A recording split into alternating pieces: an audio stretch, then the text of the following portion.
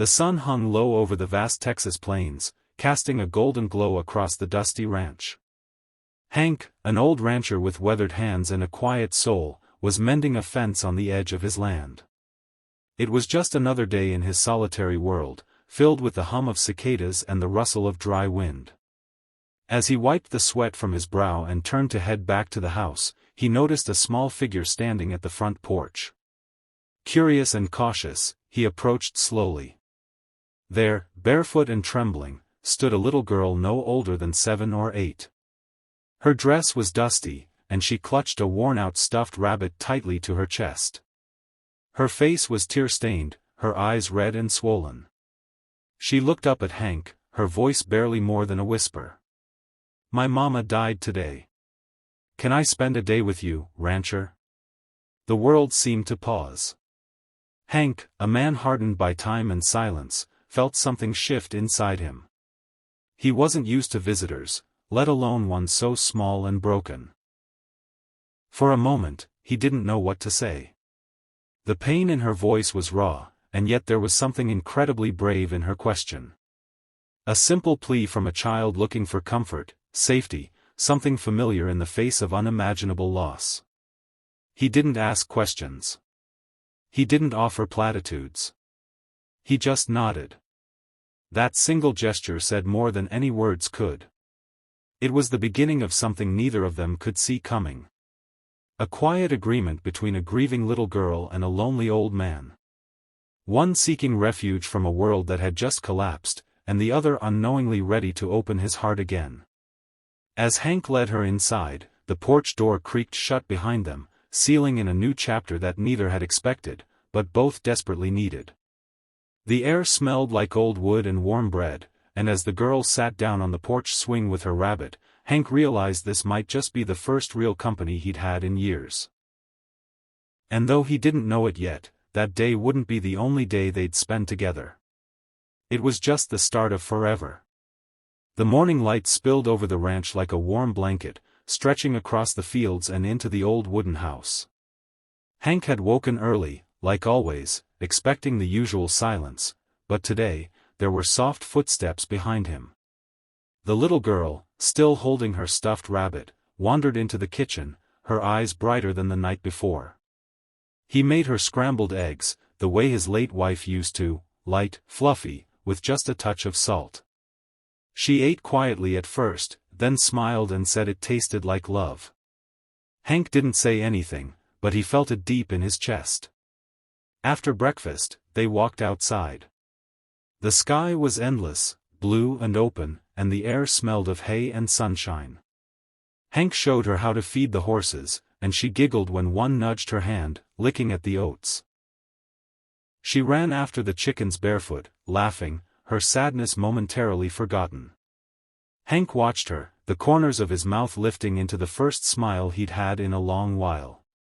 She talked to the animals like they were old friends, telling them stories, asking their names, introducing her stuffed rabbit like he was part of the ranch.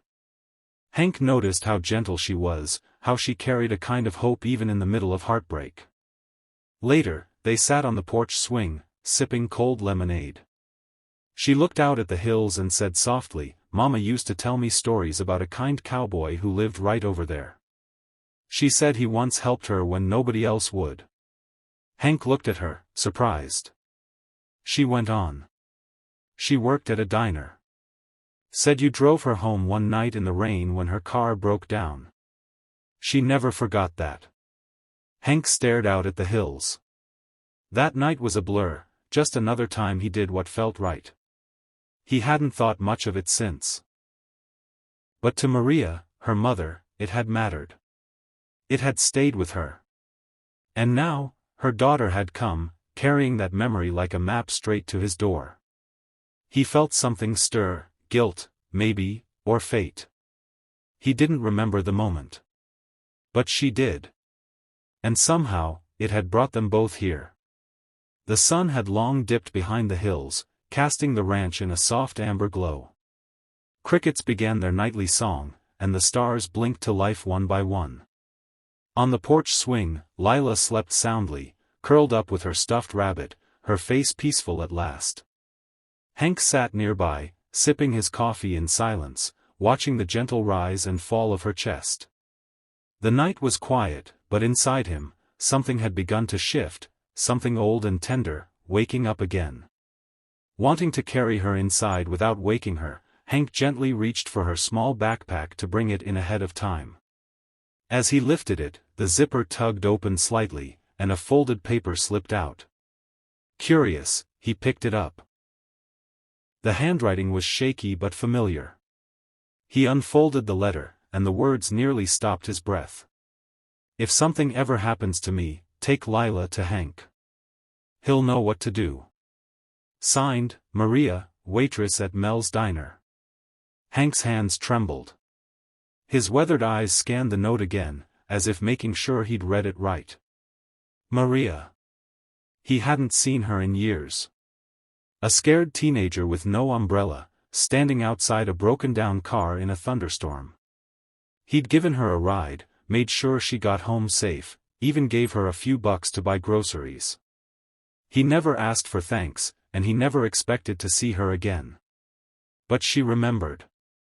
And she'd carried that memory through her hardest years, enough to trust him with the most precious thing she had. Tears welled in Hank's eyes, spilling over and tracing the lines in his face. He looked over at Lila, still sleeping peacefully, unaware of the silent vow forming in his heart. He pressed the letter gently to his chest and whispered into the quiet night, "Well, I guess I owe you one." For the first time in a long while, Hank felt something bigger than the ranch, bigger than the loneliness he'd grown used to. This wasn't just a visit. It was a purpose. A second chance, not just for Lila, but for him too. The sun rose slowly over the ranch, casting long golden rays across the dewy fields. Birds chirped softly, and the smell of fresh hay floated on the morning breeze. Inside, Hank cooked breakfast while Lila sat at the table, humming as she drew a picture of a horse with a cowboy hat. Her laugh echoed through the kitchen, light and full of something that had been missing for a long time in both of their lives. Then came the sound of tires crunching over gravel.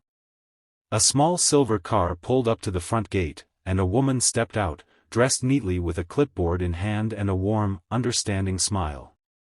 Hank met her at the porch, his face calm but serious. She introduced herself gently and explained that she was there for Lila, that arrangements were being made to place her in foster care. Before she could finish, Hank raised a hand and stepped forward. "She's got no one," he said quietly, his voice rough with emotion. "But I got more than enough room. I ain't perfect, but I got love left." At that moment, Lila stepped out onto the porch.